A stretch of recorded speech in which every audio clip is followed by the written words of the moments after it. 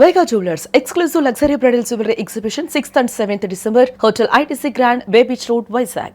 అందరికీ నమస్కారం. నేను Swarupa Patlapalli. Welcome to Suman TV. ఈ రోజు నేను మీకు ఒక కష్టజీవి అయిన స్ఫూర్తివంతమైన మహిళను పరిచయం చేయబోతున్నాను. ఆమె జిహెచ్ఎంసీలో స్వీపర్.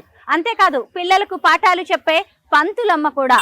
ఉదయం చీపురు పట్టుకుని రోడ్లు ఊడ్చే ఆమె సాయంత్రం అయ్యేసరికి పుస్తకం పట్టుకుని పిల్లల భవిష్యత్తును తీర్చిదిద్దే టీచర్ అమ్మగా మారిపోతూ ఉంటుంది. జనగాం జిల్లా వడ్లగొండ గ్రామానికి చెందిన స్రవంతి చదువు మీద ఆసక్తితో BA పూర్తి చేసింది. కడుపు నింపుకోవడానికి, కుటుంబాన్ని పోషించడానికి జిహెచ్ఎంసీలో స్వీపర్ గా చేరింది. అయితే తనకున్న చదువును, జ్ఞానాన్ని, విజ్ఞానాన్ని 10 మందికి పంచాలనే ఉద్దేశంతో పేద విద్యార్థులకు ఫ్రీగా 3 ఏళ్లుగా ట్యూషన్లు చెప్తుంది. ప్రస్తుతం నేను స్రవంతిని కలవడానికి ఆమె డ్యూటీ చేస్తున్న సికింద్రాబాద్ లోని న్యూ బోయిన్పల్లి ఏరియాకి వచ్చాను. పదండి స్రవంతితో మాట్లాడదాం. స్రవంతి గారు నమస్తే అండి. నమస్తే మేడం. మీ గురించి తెలుసుకున్న తర్వాత, న్యూస్ పేపర్ లో విన్న తర్వాత ఎప్పుడెప్పుడు మిమ్మల్ని కలవాలా అనిపించింది. Okay, thank you. నేను చాలా సేపటి నుంచి గమనిస్తూ ఉన్నానండి. మనం ఇంటిని ఎంత శుభ్రంగా పెట్టుకుంటామో, మన ఇంటిని ఎంత శుభ్రంగా ఊడుస్తామో, మీరు ఈ రోడ్డును కూడా అంత చక్కగా క్లీన్ చేస్తూ ఉన్నారు. మంచిగా అనిపించిందండి.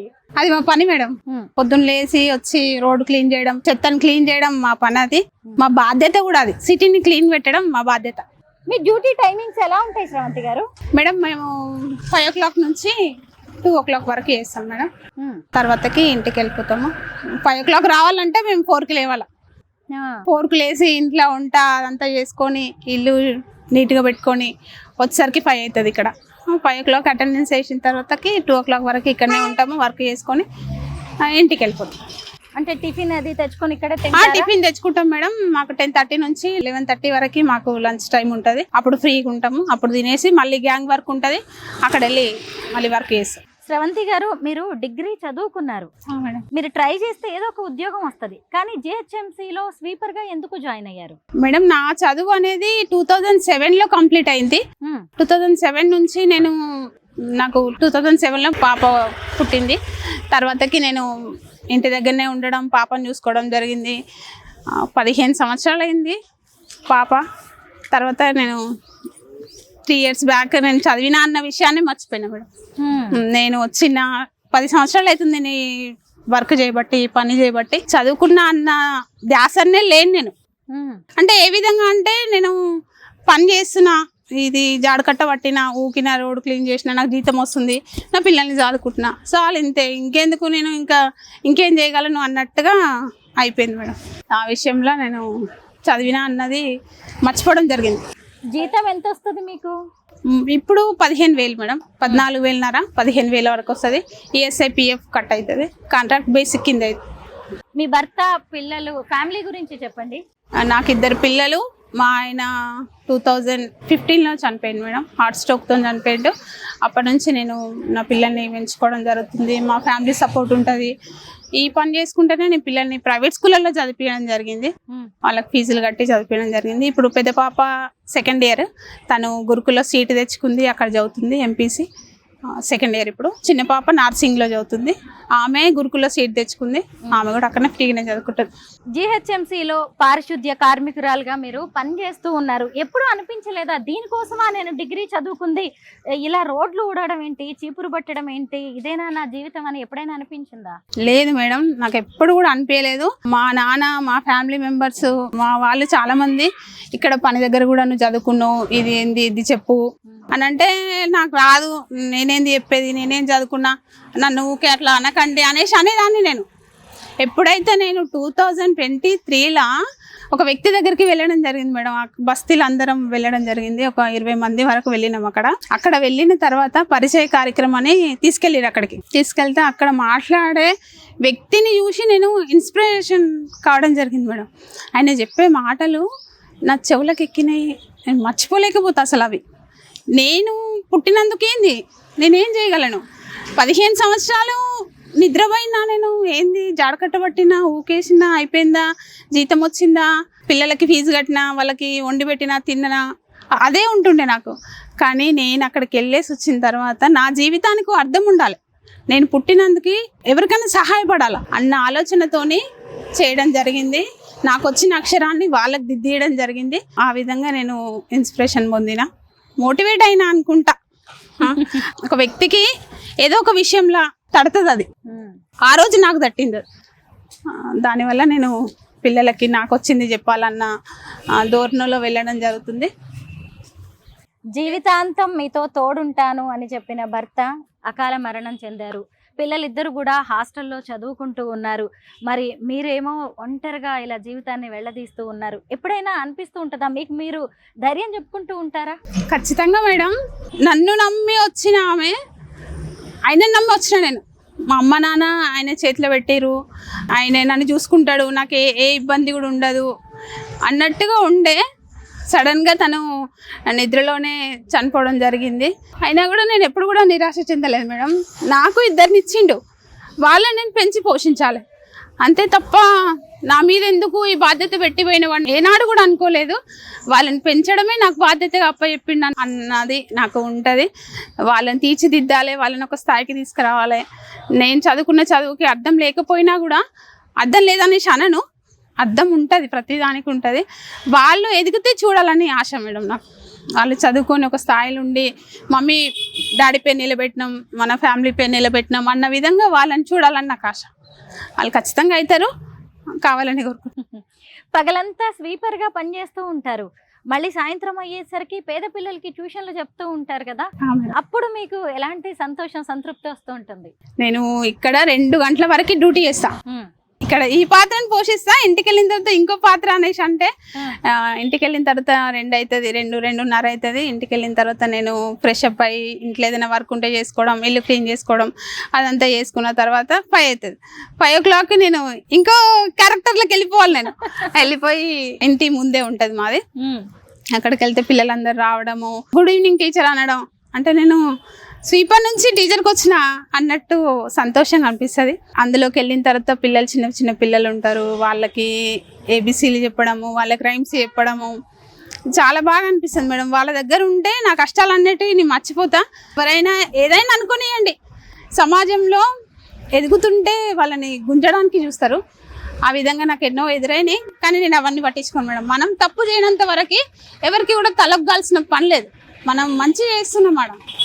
ఆ విధంగా నేను ప్రౌడ్గా ఫీల్ అవుతున్నాను. శ్రవంతి గారు, మీ డ్యూటీ టైం అయిపోయినట్టుంది, అలాగే కాసేపట్లో ట్యూషన్ పిల్లలు వచ్చే టైం కూడా అయింది కదా, మీ ఇంటికి వెళ్దామా?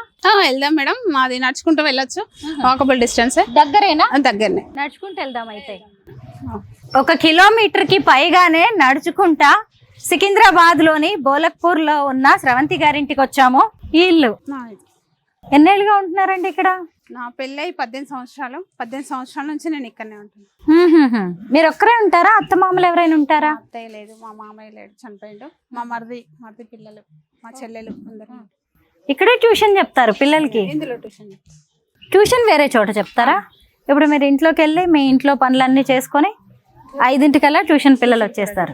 శ్రవంతి గారి ఇంటి ఎదురుగానే ఉన్న కమ్యూనిటీ హాల్ ఇది. అంటే మనం ఏదైనా మంచి పని చేస్తే నలుగురు ముందుకొచ్చేసి చేతులు కలుపుతారు కదా, అలా ఆవిడ పేద పిల్లలకి ఫ్రీగా ట్యూషన్లు చెప్తున్నారు అని చెప్పి ఈ కమ్యూనిటీ హాల్ని చక్కగా వాడుకోవడానికి ఇచ్చారనమాట. సాయంత్రం అయ్యేసరికి ఇక్కడ పిల్లలు వచ్చేస్తారు, ట్యూషన్స్ మొదలవుతూ ఉంటాయి. జిహెచ్ఎంసి స్వీపర్ శ్రవంతి ఈవినింగ్ అయ్యేసరికి అయ్యారు టీచర్ శ్రవంతి. ఇప్పుడు 5 o'clock అయింది, స్టూడెంట్స్ ఒక్కొక్కళ్ళు వస్తూ ఉన్నారనమాట. శ్రవంతి గారు, చాలా బాగుందండి ఇలా టీచర్ గా మిమ్మల్ని చూస్తుంటే. ఎంతమంది స్టూడెంట్స్ ఉన్నారు మొత్తం? 28 members ఉంటారు మేడం, ఇంకా రాలేదు, వాళ్ళు వస్తారు. ఏ క్లాస్ నుంచి ఏ క్లాస్ వరకు ట్యూషన్ చెప్తూ ఉంటారు? అంగన్వాడీ నుంచి 6th వరకు ఉంటారు. టైమింగ్స్ ఎలా ఉంటాయి? 5 to 8 వరకు.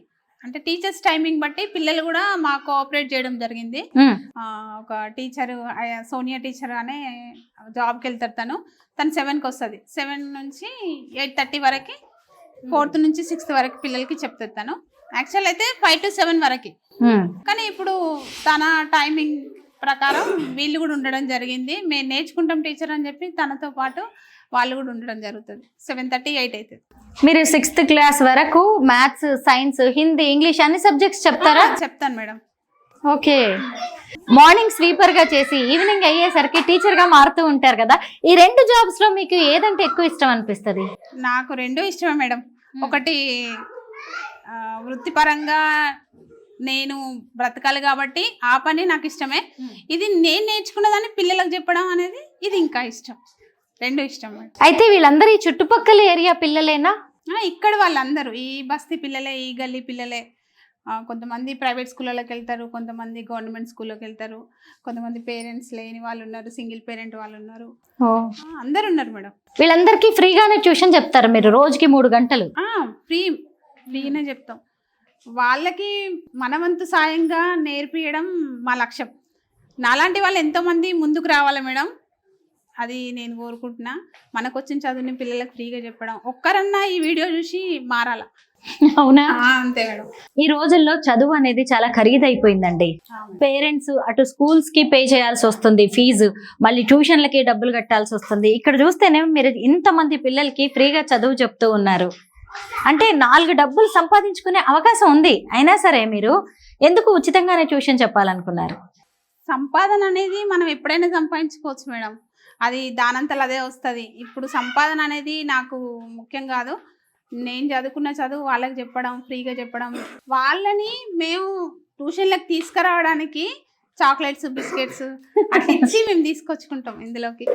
అప్పుడు కూడా వాళ్ళు కొంతమంది రారు, చాక్లెట్ కైనా వస్తారు అన్న ఆశతోనే మేము తీసుకొచ్చి ఇక్కడ కూర్చోబెట్టి చెప్పడం జరుగుతుంది. మీరేమో పొద్దునంతా చీపురు పట్టుకొని రోడ్లు ఊడుస్తారు, సాయంత్రం అయ్యేసరికి ఇలా పుస్తకం పెన్ను పట్టుకొని పాఠాలు చెప్తూ ఉన్నారు. చాలా మంచిగా అనిపిస్తుంది. చుట్టుపక్కల వాళ్ళు ఏమంటూ ఉంటారు? చుట్టుపక్కల వాళ్ళందరూ కోఆపరేట్ చేస్తారు, చాలా బాగా చెప్తుంది. మా బస్తీ పిల్లలు చదువుకుంటున్నారు, మా పిల్లలు చదువుకుంటున్నారు. బయట డబ్బులు ఇచ్చి చెప్పుకోవాల్సింది ఇక్కడ ఫ్రీగా తను చెప్తుంది అని వాళ్ళు కూడా ఆసక్తి చూపుతారు. మీకు ఇప్పటి వరకు వచ్చిన మంచి కాంప్లిమెంట్ ఏంటి? పిల్లల దగ్గర నుంచి నాకు చాలా వచ్చినాయి మేడం. అవునా? ఎట్లా అంటే నేను లోపలికి రాగానే గుడ్ ఈవినింగ్ టీచర్ అనడం. నేను పొద్దున చీపురు పట్టి అక్కడ పెట్టేసి వచ్చిన, ఇప్పుడు వచ్చి ఇక్కడ పెన్ను పట్టుకున్నా. నన్ను టీచర్ అని గుర్తించారు వాళ్ళు.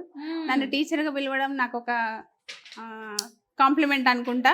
ఇంకోటి వాళ్ళ డౌట్స్ని క్లియర్ చేయడము, వాళ్ళకు వచ్చే వాటిని నేను చెప్పడము, వాళ్ళు దిద్దుతుంటే చూడడము, అదంతా నాకు చాలా సంతోషంగా అనిపిస్తుంది. వీళ్ళు ఇట్లనే ఎదిగి మేము పలానా టీచర్ దగ్గర చదువుకున్నాం, ట్యూషన్లో చదువుకున్నాం అని నన్ను గుర్తుపెట్టుకుంటారు వాళ్ళ లైఫ్లో. వాళ్ళు ఎదిగినప్పుడు అది మనకి ఆనందం అనిపిస్తుంది. మీరు ఎప్పుడైనా రోడ్డు మీద చీపురు పట్టుకొని ఊడుస్తున్న టైంలో మీ స్టూడెంట్ అటుగా వెళ్తూ నమస్తే టీచర్ అంటే అసలు ఆ సంతోషం మాటల్లో చెప్పలేం కదా మేడం. ఇక్కడికి వచ్చిన తర్వాత కూడా కనిపిస్తే బస్తీ పిల్లలే కదా, టీచర్ నాకు ఈ డౌట్ రావట్లేదు, ఇది చెప్పండి, నాకు ఈ రోజు ప్రాజెక్ట్ వర్క్ ఇచ్చిర్రు, ఇది చెప్పండి అని ఇంటికి వస్తారు. ఇంటికి వచ్చి చేయించుకుంటారు, డ్రాయింగ్ చేయించుకుంటారు, అన్ని చేయించుకుంటారు. ఒకవేళ స్కూల్ లేని టైంలో కూడా, పండగలు ఏదన్నా హాలిడే ఉన్నప్పుడు కూడా వాళ్ళు ఇంటికి వస్తారు, అడుగుతారు, చెప్తారు. స్రవంతి గారు, ఇక్కడ ట్యూషన్ మాత్రమే చెప్తారా, ఇంకేమైనా పిల్లలతో యాక్టివిటీస్ చేయిస్తూ ఉంటారా? ఇక్కడ రాసి పెట్టిన బోర్డ్స్ అన్ని మీరువేనా? మేమే రెడీ చేసినాం. మేము అవి పిల్లలతో రెడీ చేయించినాము. దాంతో ఒక వీడియో కూడా చేయడం జరిగింది. అది మా లుంబిని నాలెడ్జ్ సెంటర్లో పోస్ట్ చేయడం కూడా జరిగింది. ఇంకా మేము సాటర్డే స్పోర్ట్స్ టీచర్ ఉంటుంది మాకు. గ్రౌండ్ తీసుకెళ్ళడం జరుగుతుంది, ఇక్కడ మెడిటేషన్ చేపించడం జరుగుతుంది, పిల్లల ఏకాగ్రతను పెంచడం జరుగుతుంది. ఇందులో కూర్చొని ఒక 5 నిమిషాలు మెడిటేషన్ చేస్తున్నామంటే వాళ్ళ మైండ్ అనేది ఫ్రెష్గా ఉండడం. మెడిటేషన్ అంటే ఏంది, శ్వాస తీసుకోవడం వదలడం అనేది ఒకటి నేర్పించడం, ఇట్లాంటిది ఒకటి ఉంటుందా అని పిల్లలకు చెప్పడం అనేది, వాళ్ళు నేర్చుకోవడం అనేది అది అంత ఈజీ అయింది కాదు. వాళ్ళు ఈ ఏజ్లో ఒక దగ్గర నిదానంగా కూర్చుంటున్నారంటే ఇది 3 years నుంచి జరుపుకుంటూ వస్తున్నాం కాబట్టి ఇది సాధ్యమైంది. ఇంకోటి, మేము స్పోర్ట్స్ కండక్ట్ చేస్తాము. ఎవ్రీ సాటర్డే చార్ట్స్ ప్రిపేర్ చేపిస్తాం పిల్లలకి, ప్రాజెక్ట్స్ వర్క్ చేసి ఇక్కడ పెడతాము. కొటేషన్స్ రాసుకున్నాం మేము. ప్రియాంబుల్లో ఉన్న మన హక్కులు, మన రైట్స్ అవన్నీ కూడా రాసుకోవడం జరిగింది. అవన్నీ కూడా పిల్లలతో చేయించడం జరిగింది. ఇది కమ్యూనిటీ హాల్ అయినా కానీ చిన్న సైజు స్కూల్లా ఉంది. పిల్లలు కూడా భలే డిసిప్లిన్డ్ గా ఉన్నారండి. నేను వచ్చినప్పటి నుంచి చూస్తూ ఉన్నాను, ఒక్కొక్కరు వచ్చి చక్కగా గుడ్ ఈవినింగ్ చెప్తున్నారు, ఇలా లైన్ లో కూర్చుంటూ ఉన్నారు. అసలు ఎవరి కూడా అల్లరి చేయట్లేదు, నీట్ గా వచ్చి పనులు చేసుకుంటున్నారు. వాళ్ళు హోంవర్క్స్ అవి నిజంగా బాగా నేర్పించారు. వీళ్ళని మీరు బాగా ట్రైన్ చేశారు. ఇందాక మీరు లుంబిని నాలెడ్జ్ సెంటర్ అన్నారు, అంటే ఏంటి? మా సెంటర్ నేమ్, మా ట్యూషన్ కి పెట్టుకున్న పేరు లుంబిని నాలెడ్జ్ సెంటర్. మీరు ఏ ట్యూషన్లో చదువుతున్నారంటే పిల్లలందరూ లుంబిని నాలెడ్జ్ సెంటర్ అంటేనే డిసిప్లిన్ అన్న విధంగా ఉంటారు వాళ్ళు. నిజంగానే నేను కూడా ఒప్పుకుంటున్నాను. ఇందాక నుంచి నేను చూస్తూ ఉన్నాను, మీరు వచ్చేలోగా అబ్జర్వ్ చేశాను. అయితే మీరు బిఏ చదువుకున్నారు, ఆ తర్వాత ఎంఏ చదివారు అనుకోండి, ఆ తర్వాత లెక్చరర్ అయ్యే అవకాశం ఉంటుంది, బిఈడి చేస్తే గవర్నమెంట్ టీచర్ అవ్వచ్చు, ఇలా ఇంకా ఏదైనా చదువుకోవాలనే ఆలోచన ఉందా మీకు? ఉంది మేడం. నేను లాస్ట్ ఇయర్ 2024-25కి నేను ఎంఏకి అప్లై చేయడం జరిగింది. అంబేద్కర్ యూనివర్సిటీలో చేసినాను, ఫీజు కట్టినా. కానీ పిల్లల వల్ల కొంచెం నాకు అక్కడ ఉండడం, చదువుకోవడం, వాళ్ళని చూసుకోవడం ఇదంతా ఇబ్బంది కావడం వల్ల దాన్ని పక్కకు పెట్టడం జరిగింది మేడం. ఆసక్తి ఉంది చదువుకోవాలని, కంపల్సరీ పీజీ కంప్లీట్ చేస్తాను. స్రవంతి గారు, ఈ రోజుల్లో చాలా మంది మహిళలు కూడా లేజీగా, బద్ధకంగా తయారైపోతున్నారు. అసలు ఇంట్లో పని చేసుకోవడం, గృహిణిగా ఉండడమే పెద్ద కష్టం అనేవాళ్ళు కూడా ఉన్నారు. అలాంటిది మీరు పొద్దునెప్పుడో 4ంటికి లేస్తారు, 5ంటికి మళ్ళీ స్వీపర్ గా వర్క్ చేయడానికి వెళ్ళిపోతారు, 2:30-3 వరకు రోడ్ల మీద ఊడుస్తూ క్లీనింగ్ పనుల్లో ఉంటారు, ఆ తర్వాత వస్తారు, మళ్ళీ ఇంటి పనులు, వంట పని అన్ని చేసుకొని మళ్ళీ 5 to 8 పిల్లలతోనే ఉంటారు. హెక్టిక్ గా, టెన్షన్ గా, ప్రెషర్ గా, స్ట్రెస్ గా అనిపించట్లేదా? లేదు మేడం, నాకు ఈ ట్యూషన్ స్టార్ట్ చేయక ముందుకు ఇంట్లో బద్ధకస్తురాలుగా పడుకోవడం, నేను లేచినా, వండినా, పిల్లలకు పెట్టినా అన్నట్టుగా ఉండే. తర్వాత ట్యూషన్ ఒకరోజు స్టార్ట్ చేసి ఇంటి ముందు పెట్టి 2 పిల్లలతో చేయడం, వాళ్ళు వచ్చి కూర్చోవడం, తర్వాతకి ఇందులోకి రావడం, పిల్లలు పెరగడం, నాకు ఇది చాలా సంతోషంగా అనిపిస్తుంది మేడం. దీన్ని ఇంకా ముందుకు తీసుకెళ్ళాలి. 45 పిల్లలు కాదు, ఇంకా 100 మంది కావాలని కోరుకుంటున్నా. నాకు ఈ పని ఇబ్బంది అనిపించదు మేడం. మీ జిహెచ్ఎంసి వాళ్ళ నుంచి మీకు ఎలాంటి సపోర్ట్ అందుతుంది? జిహెచ్ఎంసి వాళ్ళ నుంచి మా సూపర్వైజర్ గారు పక్కనే ఉంటారు. తను కూడా ఇందులో బుక్స్ ప్రొవైడ్ చేయడం జరిగింది. చాక్ పీస్లు కానీ, పిల్లలకి పెన్సిల్స్ కానీ, చాక్లెట్స్ కానీ. వాళ్ళ పిల్లల బర్త్డేలు అయితే ఇక్కడ సెలబ్రేట్ చేసుకుంటారు మేడం. కేక్స్ కట్ చేసుకుంటారు. కొంతమంది వీళ్ళకి భోజనాలు కూడా పెట్టడం జరుగుతుంది. అట్లా ముందు తీసుకెళ్తున్నాం. బాగుందండి. నిజంగా స్రవంతి గారు, మీ లైఫ్ జర్నీ అనేది కూడా ఎంతో మందికి ఇన్స్పిరేషనల్. అసలు ఉదయం నుంచి రాత్రి వరకు ఆవిడ కష్టపడుతూనే ఉన్నారు. ఒక షెడ్యూల్ ప్రకారం, ప్లాన్ ప్రకారం పనిచేస్తూ ఉన్నారు. తాను చదువుకోవడమే కాదు, పైగా తాను చదువుకున్న చదువు నిరర్ధకం కాకూడదు, మరో 10 మందికి ఉపయోగపడాలి అని చెప్పి ఒకవైపు జిహెచ్ఎంసీలో శానిటేషన్ వర్కర్ గా పనిచేస్తూ, ఇంకొక వైపు ఇంటికి వచ్చాక ఇలా పేద పిల్లల కోసం ట్యూషన్ చెప్పడం అనేది చిన్న విషయం కాదు. మీరు టైం మేనేజ్మెంట్ కూడా భలే చేస్తూ ఉన్నారు.